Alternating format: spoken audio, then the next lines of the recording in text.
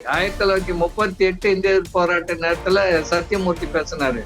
எப்பேற்பட்டன்னு இந்திய ஆட்சி மொழி ஆக்கிட்டோம்னா, மண்ணுக்கேற்ற மார்க்சியம் கிடையாது, மார்க்சியம் ஒண்ணுதான்.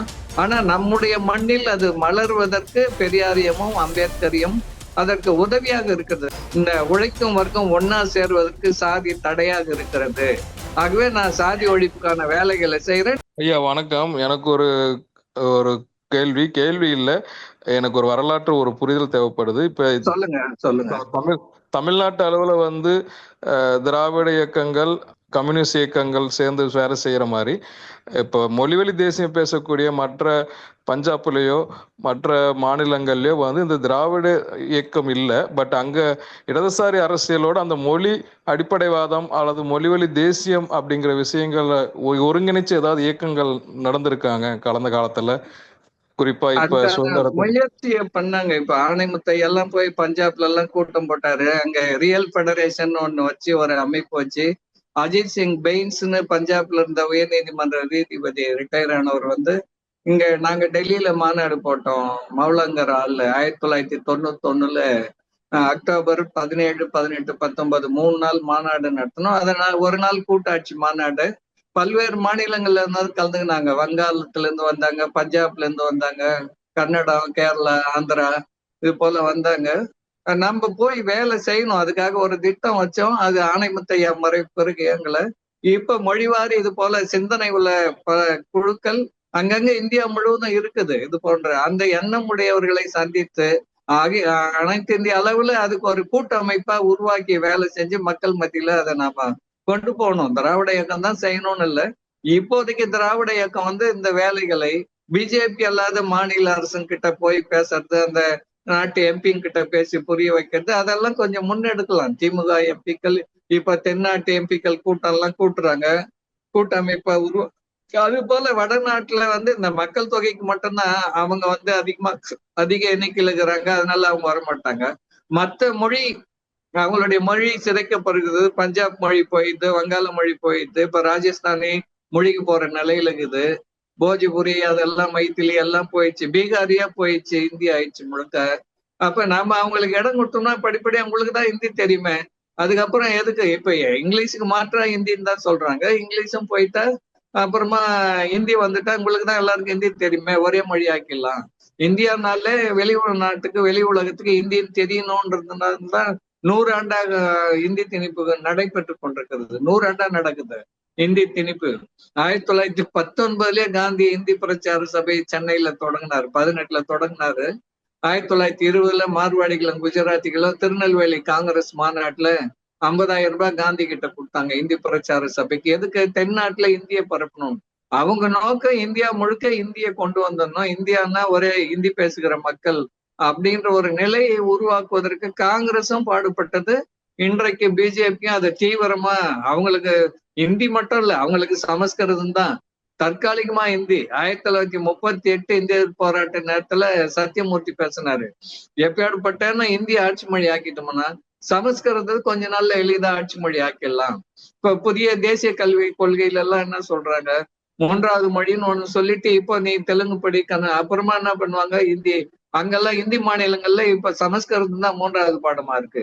அவங்களுடைய நோக்கம் வந்து எல்லாத்தையும் இப்ப கிரிமினல் ப்ரொசீஜர் கோடையே சமஸ்கிருதத்துல பேர் மாத்தி இருக்கிறாங்க. பிஜேபியினுடைய சாமியார்கள், RSS உடைய சாமியார்கள் சன்சத்னு வச்சிட்டு இருக்காங்க. அவங்க ஒரு அரசியல் சட்டத்தை எழுதுறாங்க. இப்போ 32 பக்கத்தை ஏற்கனவே வெளியிட்டாங்க பத்திரிகையாளர் முன்னாடி. அதுல என்ன சொல்றாங்க, நாங்க வந்து தலைநகரை வாரணாசிக்கு மாத்துவோம் டெல்லியில இருந்து.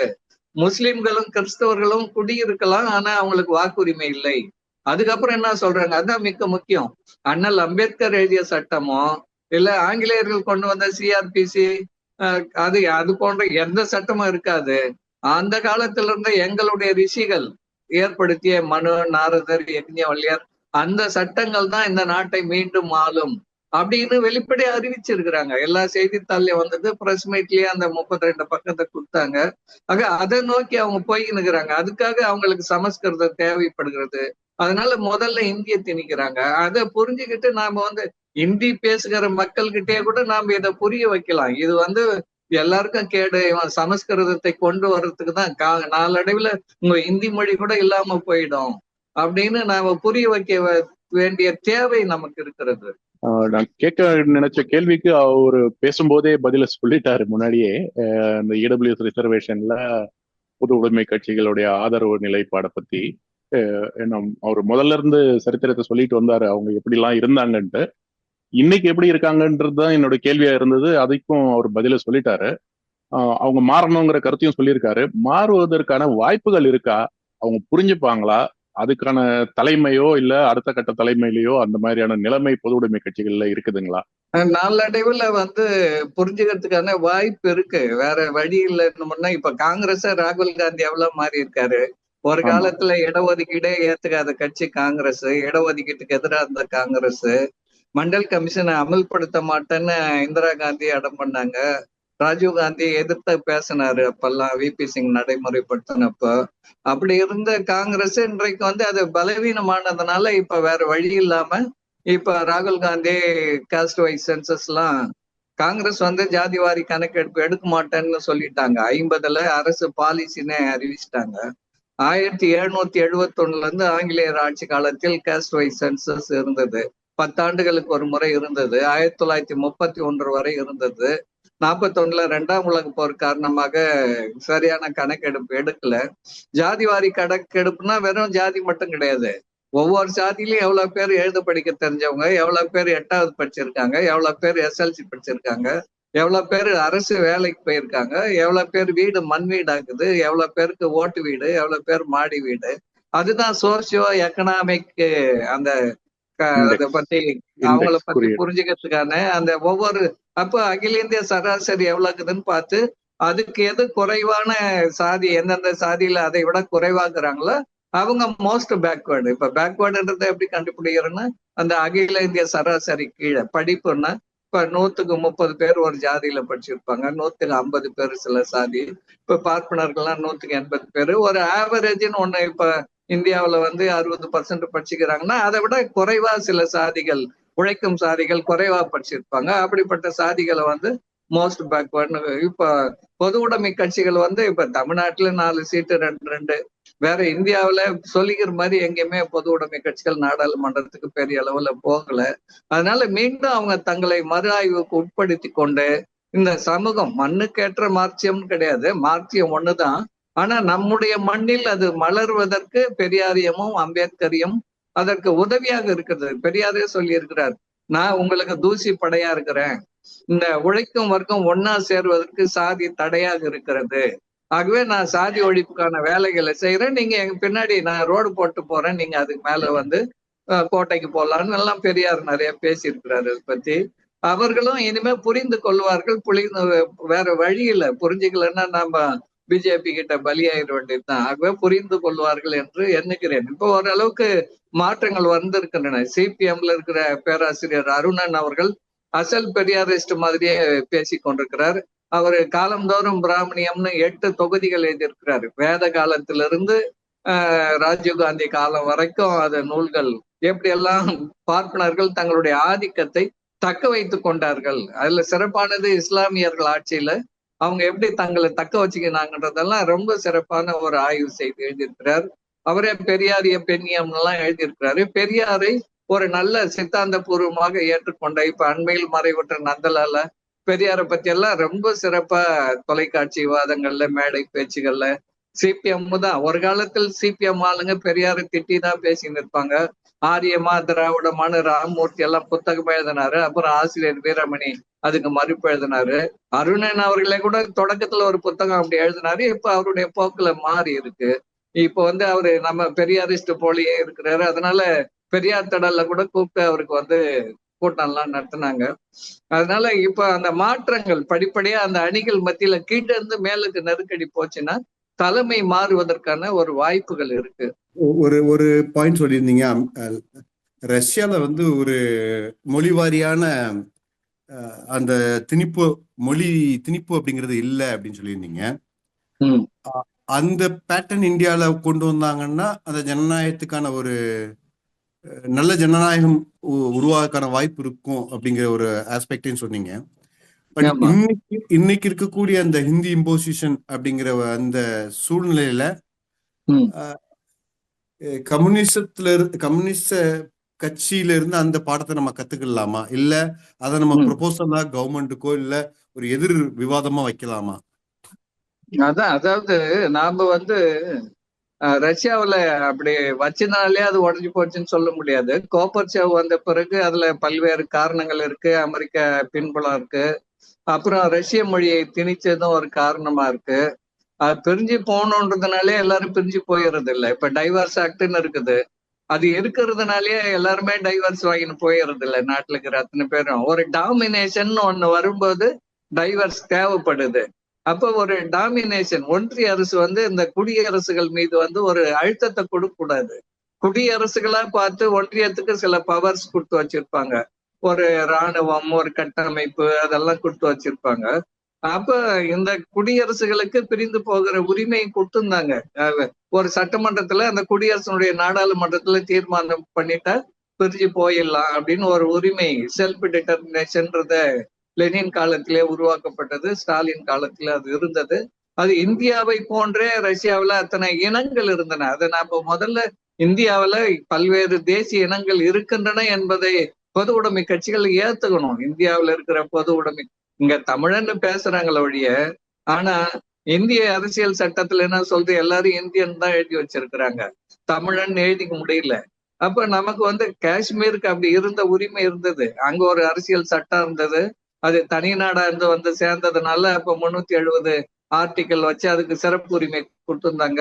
அந்த அரசியல் சட்டத்துல we the people of Jammu and Kashmir தான் இருக்கும். அப்படிதான் இருந்தது. அதை இப்போ ஒழிச்சுட்டாங்க, இல்லாம போயிடுச்சு. அது போல உரிமைகள் நமக்கு வந்து வரணும். அது வந்தாதான் இந்த இந்தி சமஸ்கிருத திணிப்பு பெருகுது இல்லையா, மும்மொழி கல்வி என்பது முழுக்க முழுக்க ஒவ்வொரு மாநிலமே தன்னுடைய முழு கட்டுப்பாட்டுல வைத்துக் கொள்ள வேண்டும். ஒன்றியத்துக்கு வந்து அந்த வேலையே இருக்கக்கூடாது. கல்வி வெறும் அவங்க வந்து படை இது போல அது போலதான் பாத்துக்கணும் ஒழிய இதெல்லாம் வந்து அவங்க வச்சுக்க கூடாது. நமக்கு சுகாதாரம், கல்வி எதுவா இருந்தாலும் நம்முடைய முழு கட்டுப்பாட்டுல இருக்கணும். நிதியை வந்து நாமளா பார்த்துதான் ஒன்றியம் இயங்குவதற்கு ஒரு பங்கு தொகையை தரணும் ஒவ்வொரு மாநிலமும். அவங்க வந்து வாங்கிட்டு எல்லாத்தையும் நம்ம கொடுன்னு கெஞ்சிக்கிட்டு இருக்கக்கூடாது. அப்படிப்பட்ட ஒரு இதுதான் சோவியத்ல இருந்தது. அதெல்லாமே இந்த குடியரசுகள்லாம் சேர்ந்துதான் பொதுவா அவங்களுக்கு ஒன்றியத்துக்கு பணம் செலவுக்கு கொடுப்பாங்க. இங்க வந்து அது தலைகீழா இருக்கு எல்லாமே. இது வரணும். ஏன்னா நாம வந்து ஒவ்வொருத்தருக்கும் ஒரு கலாச்சாரம் இருக்குது. இந்தியான்றது ஒரே நாடு கிடையாது இல்ல. ஆங்கிலேயர்கள் வந்து 1947 வெளியே போகும்போது கூட 562 சிற்றரசுகள் இருந்தார்கள். 3ல ஒரு பகுதியை அவங்க ஆட்சி செய்தாங்க. 3ல 2 பகுதியை ஆங்கில அரசு நேரடியாக ஆட்சி பண்ணாங்க. அப்போ அந்தந்த பகுதியில வங்காளம் அன்னையில இருந்தே இந்திய எதிர்த்து கொண்டிருக்கிறது. தொடக்க காலத்திலிருந்து தமிழ்நாட்டுல 1917 இருந்து இந்திய எதிர்க்கிறோம். காந்தியடிகள் எப்போ 1917 சொன்னாரு, ஆகஸ்ட் 31 இந்தியாவுக்கு பொது மொழியா ஹிந்தி வரணும்னு. மறுநாளே திராவிட நெட்ல 1917 ஆகஸ்ட் 1 இந்தியாவுக்கு பொது மொழி ஆகிறதுக்கான தேவையில்லை, வேண்டியதில்லை. ஏன்னா வெறும் 6.5 கோடி பேர் மட்டும்தான் இந்தியாவில் ஹிந்தி பேசுறாங்க. மற்றவங்க வந்து 23.5 கோடி பேர் இருக்கிறோம். ஒரு சிறுபான்மை மக்கள் பேசுகிற ஒரு மொழியை பெரும்பான்மை மக்கள் மீது திணிக்கூடாது அப்படின்லாம் வந்தது. அப்ப அந்த சோவியத் மாடல் வந்தாதான் இந்த சமஸ்கிருத இந்தி திணிப்பு இதெல்லாம் தீர்வதற்கான ஒரு வழியா இருக்கும். இப்ப அந்த தொகுதி சீரமைப்பு எல்லாம் வருது. லெனின் அதுக்கெல்லாம் நல்ல முன் உதாரணமா இருக்காரு. இப்ப பாருங்க, வட இந்தியாவுக்கு வந்து அதிக எம்பிக்கள் கிடைக்கும், தென்னிந்தியாவுக்கு எம்பிக்கள் குறைஞ்சிடும் மக்கள் தொகை அடிப்படையில. அப்படின்றதுனால இப்ப தமிழ்நாட்டுல பெரும் போராட்டம். இப்ப எல்லா தென் மாநிலங்களுக்கு தான் பாதிப்பு. நாம குடும்ப கட்டுப்பாடு செய்து கொண்டதுனால இங்க வந்து மக்கள் தொகை குறைஞ்சிச்சு. வடக்கு வந்து அதை சரியா அவங்க பின்பற்றாத காரணத்துல அதிக மக்கள் தொகை இருக்கு. அப்ப லெனின் என்ன பண்ணாருன்னா, ஒரு சமமான ஒன்றியத்துல இந்த 15 குடியரசுகளுக்கும் ஒரு சமமான அதிகாரத்தை அங்க கொடுத்து வச்சிருந்தாரு. அதனால இங்க மக்கள் தொகை வளர்ந்தாலும் குறைஞ்சாலும் எந்த விதமான சிக்கலும் இல்லாமல் இருந்தது அங்க. அது போன்ற ஒரு நிலையை, அது போன்ற ஒரு அரசியல் சட்டத்தை நாம இயற்ற வேண்டும். அது அப்படி ஒரு புரட்சின்னு ஒண்ணு வந்துச்சுன்னா, குறைந்தபட்ச ஜனநாயக புரட்சியாவது வந்து நாடாளுமன்றத்திலேயாவது அப்படி ஒரு நிலையை, 3ல 2 பங்கு தான் நாடாளுமன்றத்துல அது ஒண்ணா செய்யலான்னு இருக்கு. அப்ப அந்த அளவுக்கு நாம அதை போய் பிடிக்கிற அளவுக்கு அது வளரணும். அப்படியெல்லாம் வளர்ந்து இது போன அரசியலமைப்பு சட்டத்தை திருத்தி மாத்தி எழுதுனா அப்பதான் நம்ம ஒரு நீண்ட நாள் சேர்ந்து வாழ்வதற்கான, இணைந்து இருப்பதற்கான, மற்றவர்கள் திணிப்பு நம் மீது இல்லாத ஒரு சுதந்திரமான தன்னுரிமை பெற்ற ஆட்சியாக மாநிலங்கள் திகழும்.